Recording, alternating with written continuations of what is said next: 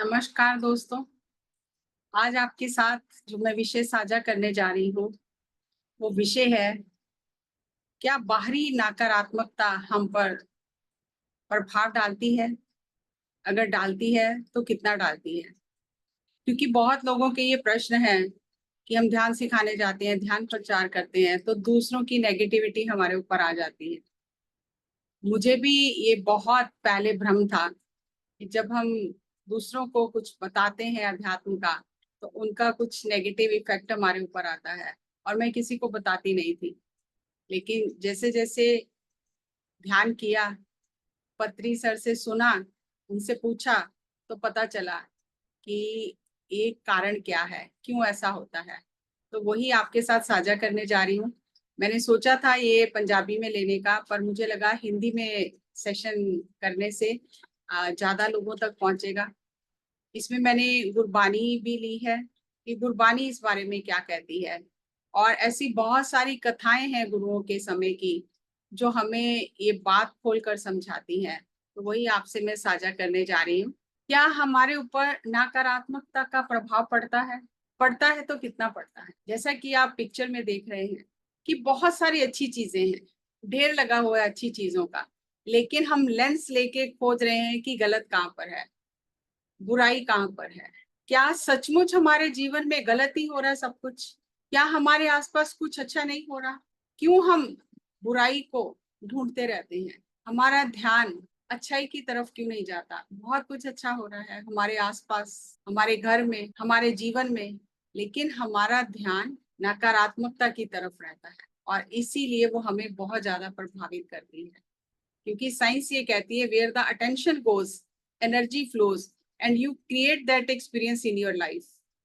जहां आपका ध्यान जाता है, आपकी ऊर्जा उसी तरफ लग जाती है, और आप वही अनुभव जीवन में सृजन करते हैं। ऐसा नहीं है कि जो लोग बहुत पॉजिटिव या मिरेकलस सोचते हैं उनके मन में कोई नकारात्मक विचार नहीं आता, लेकिन कारण क्या है?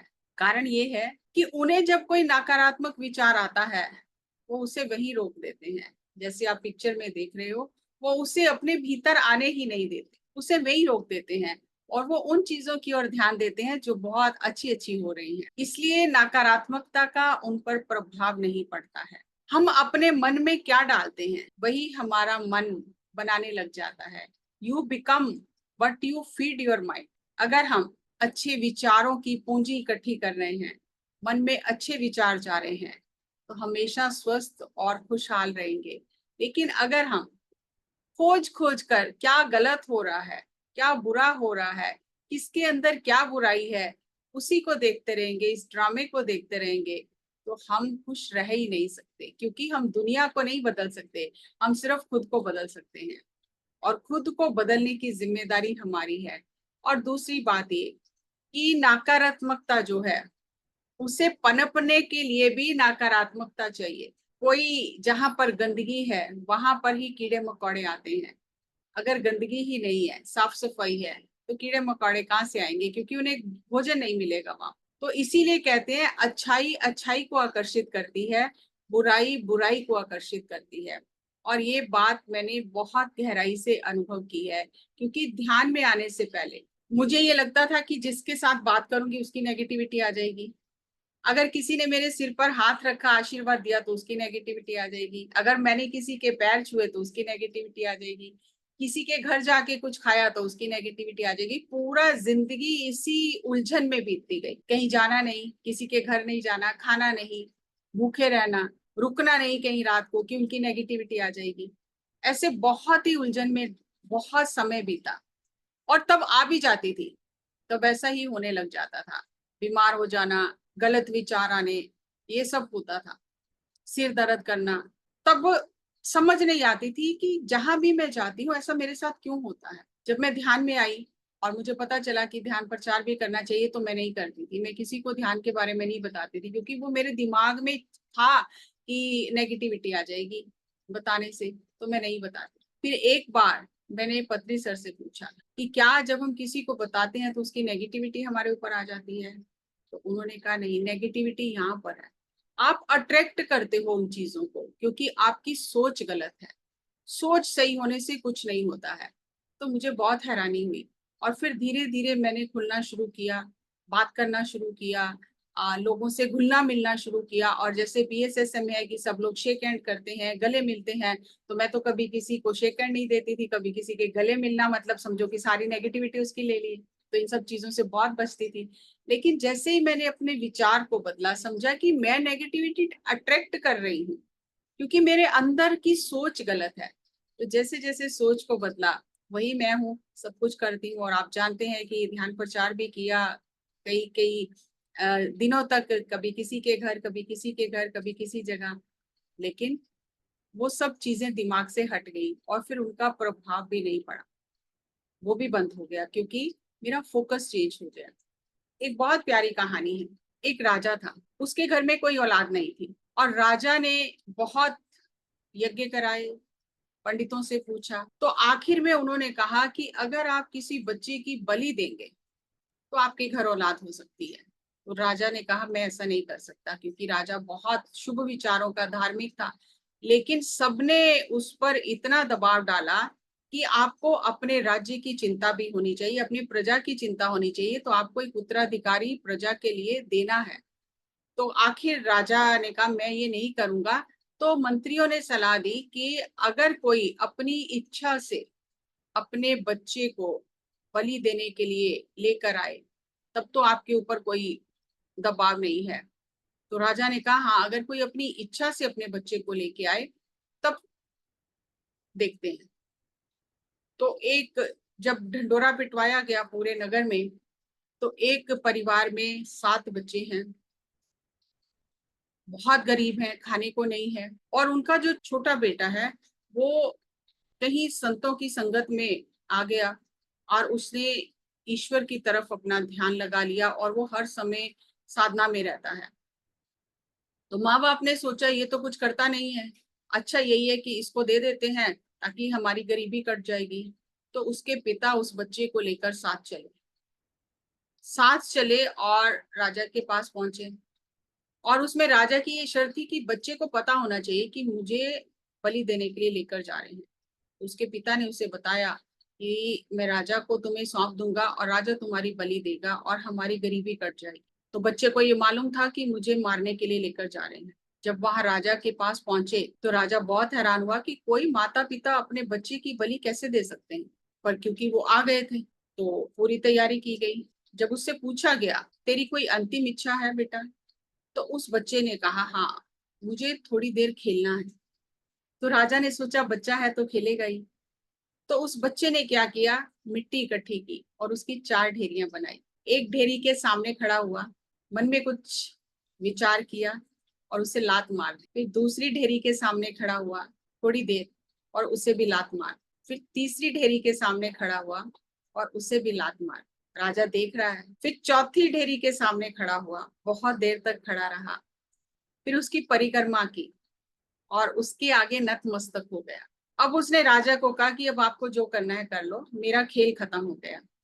तो राजा बहुत हैरान हुआ। राजा ने कहा तूने ये खेल क्या खेला है? उसने कहा इससे आपको क्या लेना देना है, आप अपना काम करें। तो राजा ने कहा नहीं, मुझे पहले ये बता, ये तूने 4 ढेरियां बनाई, 3 को तूने लात मार दी, एक के आगे नतमस्तक होके परिक्रमा की, ये क्या भेद है? तो उस बच्चे ने कहा ठीक है, अगर आप जानना ही चाहते हो तो सबसे पहले बच्चे के रक्षक होते हैं माता पिता। तो पहली ढेरी मैंने माता पिता की बनाई, लेकिन माता पिता तो मुझे खुद ही बेचने लाए हैं, वो मेरी रक्षा कैसे कर रहे हैं, वो तो भक्षक हो गए मेरे। तो मैंने लात मार दी उस ढेरी को कि ये मेरे काम आने वाली नहीं है। दूसरी ढेरी जो धर्म गुरु होते हैं, जो धर्म कर्म की शिक्षा देते हैं, वो समाज की रक्षा करते हैं, लोगों को बताते हैं कि धर्म के अनुसार क्या सही है क्या गलत है, तो वही तो कह रहे हैं कि बलि दो बच्चे की, तो वो मेरी रक्षा कैसे करेंगे? तो मैंने उस ढेरी को भी लात मार।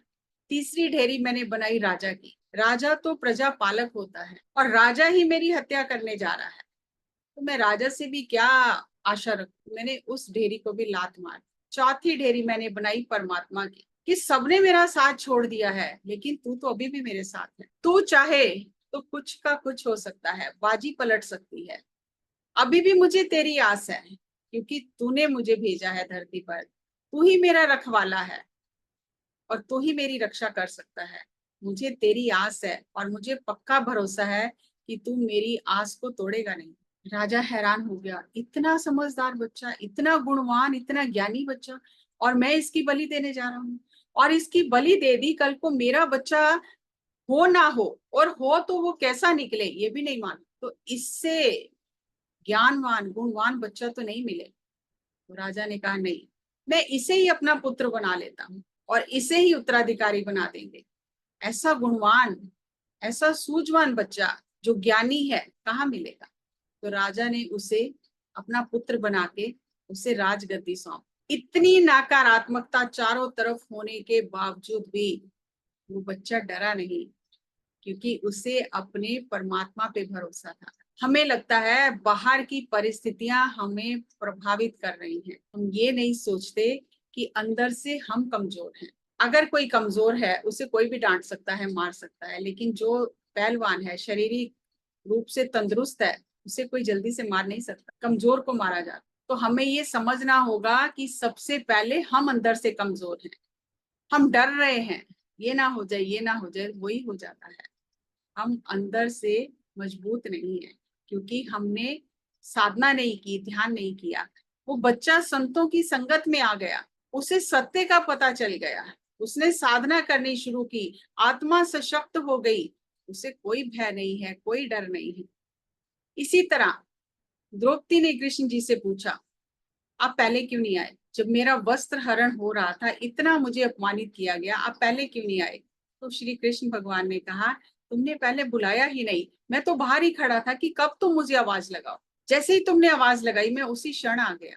तो हम भूल जाते हैं कि हमारे सिर पर कौन है, किसने हमें धरती पर भेजा है, वो हमारी रक्षा करेगा। हम आसपास की परिस्थितियों से घबरा जाते हैं और अपना केंद्र छोड़ देते हैं, और जब केंद्र छोड़ देते हैं तो बाहर की परिस्थितियां हम पर भारी हो जाती हैं।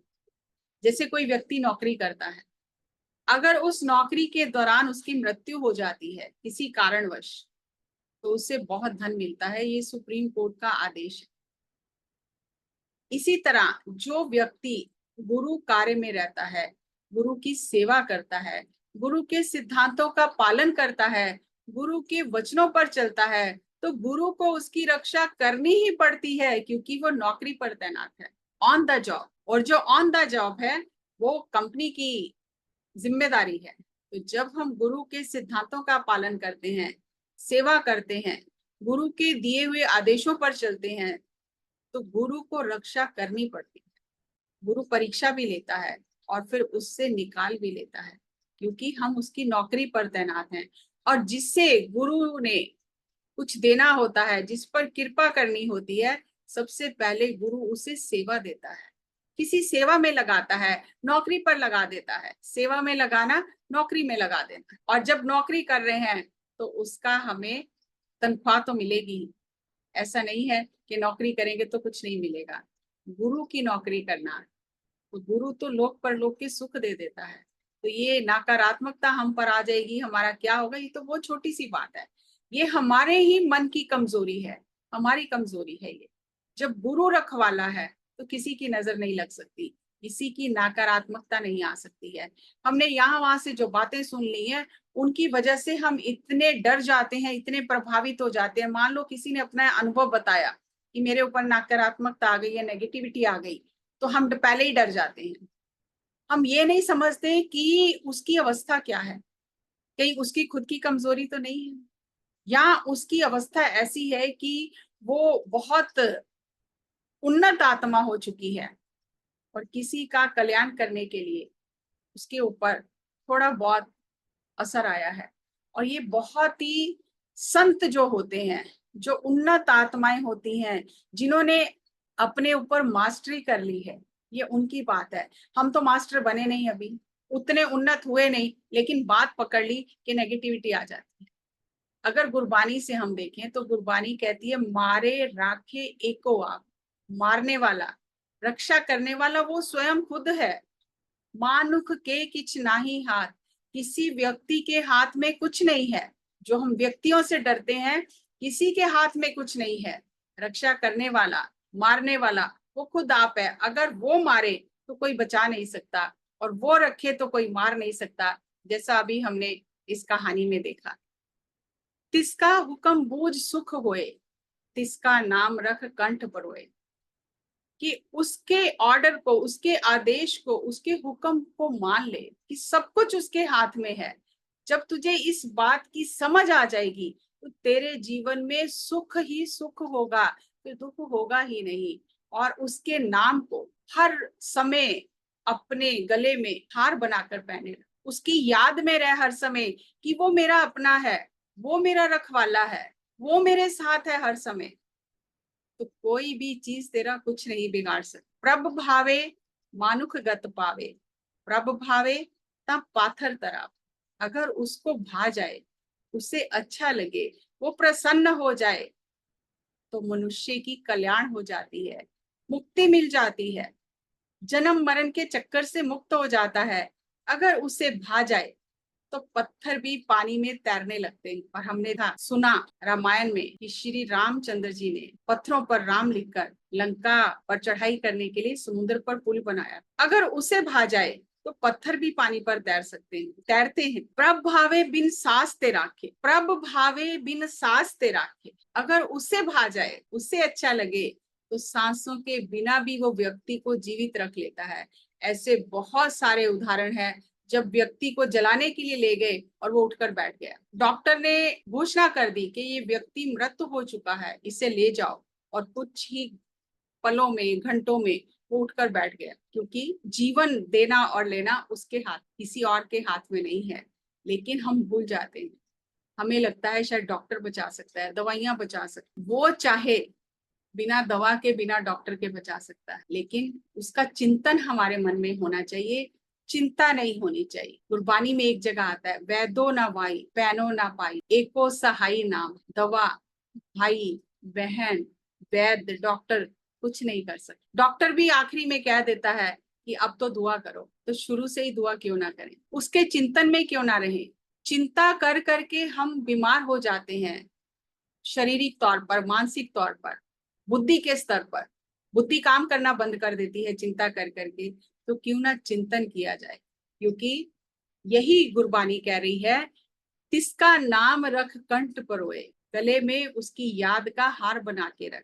कि जो हो रहा है उसकी आज्ञा से, उसके हुक्म से हो रहा है, उसके ऑर्डर से हो रहा है, कोई कुछ नहीं बिगाड़ सकता। वो रखे तो किसी की मजाल नहीं है कि वो कोई बाल भी बांका कर सके। ऐसी बहुत सारी कथाएं हैं, साखियां हैं। एक मैं यहाँ पर ले रही हूँ।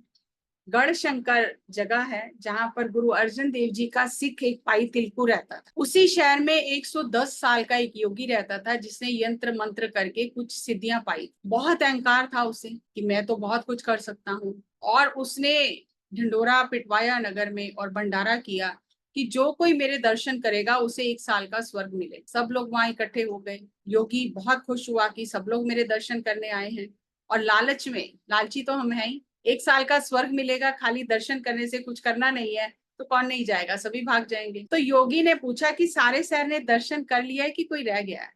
तो लोगों ने कहा एक श्री गुरु अर्जन देव जी का सिख है पाई तिलकू, वो नहीं आया, बाकी सबने दर्शन कर लिए हैं। तो योगी ने अपने आदमी भेजकर कहा कि पाई तिलकू तू भी आकर दर्शन कर ले, तुझे भी 1 साल का स्वर्ग मिलेगा। तो पाई तिलकू जी ने कहा मुझे कोई लालच नहीं है, मैंने जिसके दर्शन करने थे कर लिए, अब किसी और के दर्शन की जरूरत नहीं है मुझे।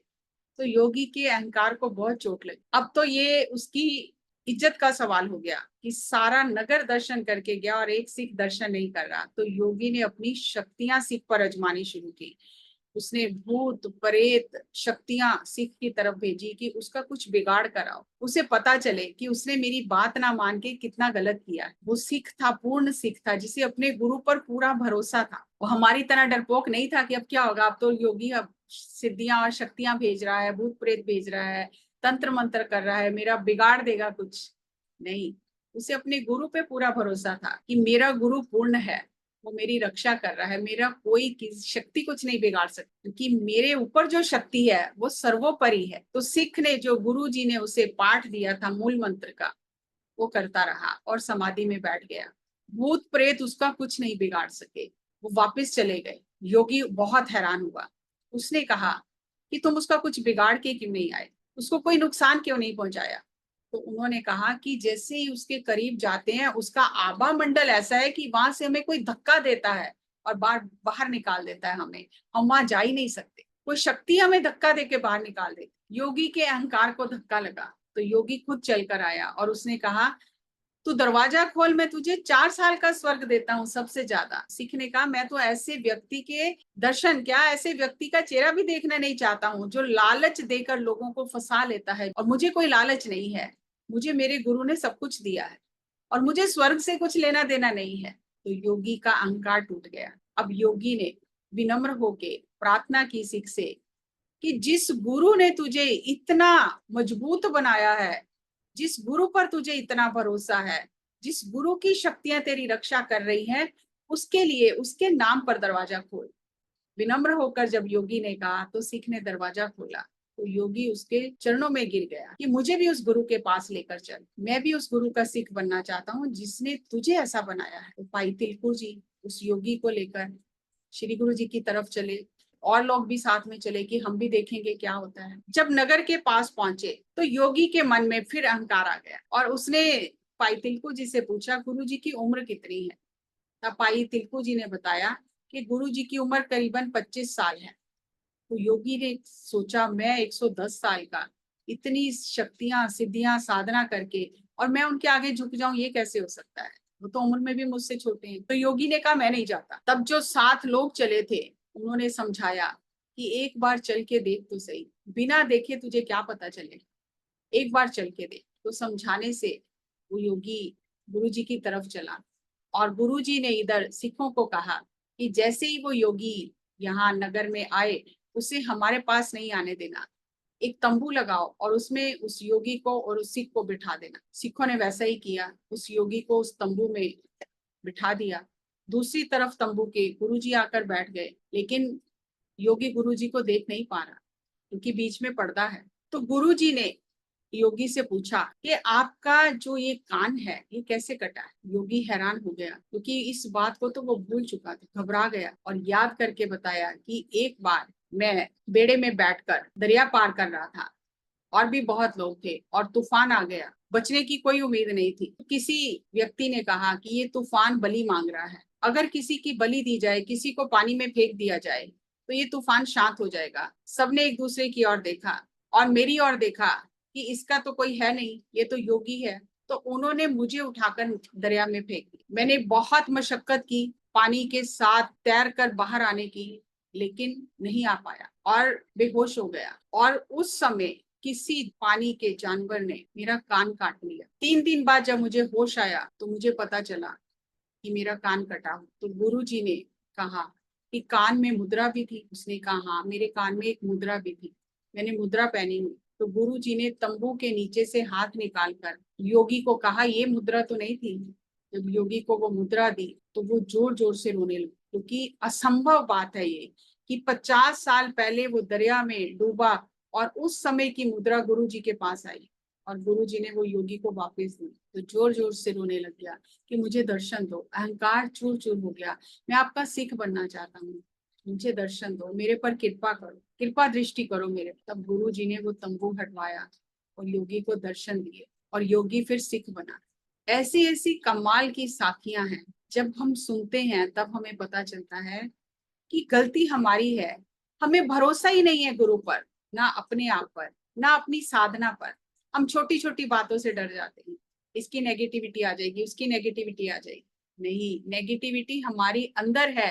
नेगेटिविटी अट्रैक्ट्स नेगेटिविटी, जो अंदर है वो ही आकर्षित कर रहे हैं हम। अगर हम दूसरों में अच्छाइयां देखना शुरू करें, अपने आसपास अच्छाई देखना शुरू करें, तो कोई भी नेगेटिविटी हमारी तरफ आकर्षित ही नहीं होगी। इसीलिए गुरबानी में कहा गया है जरा मरा ताप सिरत साप सब हर के बस है, कोई लाग ना सके बिन हर का लाया। जरा बुढ़ापा, मरा डेथ मृत्यु, ताप फीवर, सिरत जहर, स्नेक सांप, सब कुछ परमात्मा के अधीन है, हरि के अधीन है। Nothing can touch anyone without the lord's order. कोई भी चीज आपको छू नहीं सकती है उसके हुक्म के बिना, उसके आदेश के बिना। जरा सा हमें कुछ होता है तो हम दूसरों की ओर उंगलियां उठानी शुरू कर देते हैं, उसकी वजह से, उसकी वजह से नहीं, हमारे कर्मों की वजह से। कुछ भोग हैं जो हमें भोगने हैं, क्योंकि सब कुछ उस परमात्मा के अधीन है, उसके हुक्म के बिना कोई छू नहीं सकता है। और ऐसी अनेकों कथाएं हैं, स्वामी रामा की पुस्तक में भी है, लिविंग विद हिमालयन मास्टर्स, कि जब उन्हें गुरु ने कहा कि आप जाकर नदी के किनारे साधना करो, और वो साधना कर रहे थे, समाधि में चले गए। जैसे ही आंख खुली तो चारों तरफ सांप ही सांप है, तो बहुत डर गए, एकदम से आंखें बंद कर ली कि आज तो मेरा जीवन बहुत मुश्किल है, आज नहीं बचूंगा। आंखें बंद कर ली। फिर मन में विचार आया कि इनके अंदर भी तो वही परमात्मा है जो मेरे अंदर है, और समाधि में बैठ गए। जो होगा उसके हुक्म के बिना तो नहीं हो सकता। अगर मृत्यु आ गई है तो निश्चित ही आ गई है, और अगर नहीं आई है तो सांप मेरा कुछ नहीं बिगाड़ सकता। और जब समाधि से उठे वहां कोई सांप नहीं था। संतों के जीवन में ऐसी अनेकों साखी हैं जहाँ हाथी ने उन्हें प्रणाम किया, जिसे मारने के लिए लाया गया था कि हाथी के पैरों के नीचे इन्हें कुचल दिया जाए। कबीर जी को भी फेंका गया हाथी के आगे, नामदेव जी को भी फेंका गया, लेकिन वो कुछ नहीं बिगाड़ सका हाथी। वो झुक झुक के प्रणाम करने लगा, हाथी भी झुककर प्रणाम करने लगा, क्योंकि सब कुछ उस परमात्मा के वश में है। उसी की चेतन सत्ता हर एक में है। ये कहना जितना आसान है, इसे अनुभव में उतारना उतना ही कठिन है। और अनुभव में ये तभी आएगा जब हम स्वयं साधना करेंगे, विश्वास रखेंगे, श्रद्धा रखेंगे। किस पर? ऐसा हर नाम मन चित्त नित ध्यावो, जन नानक जो अंति अवसर ले छड़ाया। ऐसा प्रभु का नाम मन और चित्त में उसका ध्यान करो। अब यहाँ भी ध्यान की बात आई कि सचेतन रूप से, जिसे आजकल हम माइंडफुलनेस कहते हैं, सचेतन रूप से हे नानक उस परमात्मा का चित्त में ध्यान कर, जो अंत समय तुझे छुड़ा लेगा। सिर्फ तेरे जीवन में ही तेरी सहायता नहीं करेगा, जब मृत्यु तेरे सामने आके खड़ी होगी वो भी तुझे छुड़वा लेगा। और जब ऊपर जाकर तेरे को अपने कर्मों का हिसाब किताब देना पड़ेगा तो वहां तेरी वो गवाही भरेगा। इसलिए चिंतन करना है, चिंता नहीं करनी है हर बात की चिंता, क्या होगा, कैसे होगा, क्यों होगा, नहीं। चिंतन करना है कि वो है मेरे सिर पर, उसका हाथ है मेरे सिर पर। हम मन से इन विचारों को निकाल दें कि नेगेटिविटी आ जाती है, नेगेटिविटी आ जाती है, नेगेटिविटी हम अट्रैक्ट करते हैं। हमें अपना फोकस चेंज करना है। हम इस बात की चिंता छोड़ दें कि उससे बात की तो नकारात्मकता आ जाएगी, उसकी नेगेटिविटी आ जाएगी, उसे कुछ बताया तो उसकी नेगेटिविटी आ जाएगी। नहीं, हमें अपना फोकस चेंज करना है। Where the attention goes, energy flows and you create that experience in your life. तो फोकस को चेंज करना है। इतनी ढेरों चीजें हमारे जीवन में हमारे आसपास अच्छी हैं, लेकिन हमने एक दीवार बनाई है नेगेटिविटी की। हमने वो चश्मा लगाया है जो हमें गुडनेस दिखाई ही नहीं देती, किसी में दिखाई नहीं देती, अपने में भी दिखाई नहीं देती, औरों की तो बात ही छोड़। मेरे अंदर क्या क्या अच्छा है मुझे वो भी नहीं मालूम, क्योंकि मुझे अपनी अच्छाई नहीं मालूम, बुराइयां ही पता है। मैं ये हूँ, मैं ये ठीक नहीं करती, मैं ये ठीक नहीं करती, मुझे गुस्सा आता है, मेरे अहंकार है मेरे अंदर। जब हमारा ध्यान ही हर नेगेटिव चीज की ओर है तो दूसरों के अंदर भी हम नेगेटिविटी देखेंगे, आसपास भी नेगेटिविटी देखेंगे। नकारात्मकता का एक छोटा सा बिंदु होता है, उसे हम इतना बड़ा कर लेते हैं, और जो अच्छाई का पहाड़ होता है उसकी ओर हमारी नजर नहीं जाती। अपना फोकस चेंज करें, ये बात मन से निकाल दें कि दूसरों की नेगेटिविटी आती है हमारे ऊपर, हमारे अंदर नेगेटिविटी है ऑलरेडी, वो उसे अट्रैक्ट करती है। अपने ऊपर काम करें, अपने मन को स्वच्छ करें, साफ करें साधना से, अपने विचारों को शुद्ध करें, स्वचिंतन करें। मैं कहाँ हूँ, मेरे अंदर क्या चल रहा है, कैसे विचार चल रहे हैं। और मास्टर का काम ये है कि जैसे ही उसे कोई नकारात्मक विचार आए उसे हटाकर उसकी जगह चमत्कारिक सोच रखे। एक अगर कोई गलत विचार, नकारात्मक विचार आया है तो उसे हटाकर उसकी जगह 3 बार कोई अच्छा विचार रखें, 3 कोई अच्छी चीजें देखें अपने आसपास कि क्या अच्छा है मेरे जीवन में, मेरा परिवार अच्छा है, मेरे पास पैसा है, मेरे पास घर है, मेरे पास गाड़ी है। जो लोग, किसी के पास छत भी नहीं है। तो जब हम ध्यान अपना बदलेंगे, फोकस बदलेंगे, तो सब कुछ अच्छा ही दिखाई देगा। और अच्छा दिखाई देगा, अच्छी सोच होगी तो सब कुछ अच्छा ही होगा। लेकिन अगर सोच सही नहीं है तो सब कुछ गलत होगा। हम क्या हैं? हम अपनी सोच का परिणाम है। हमारा जीवन क्या है?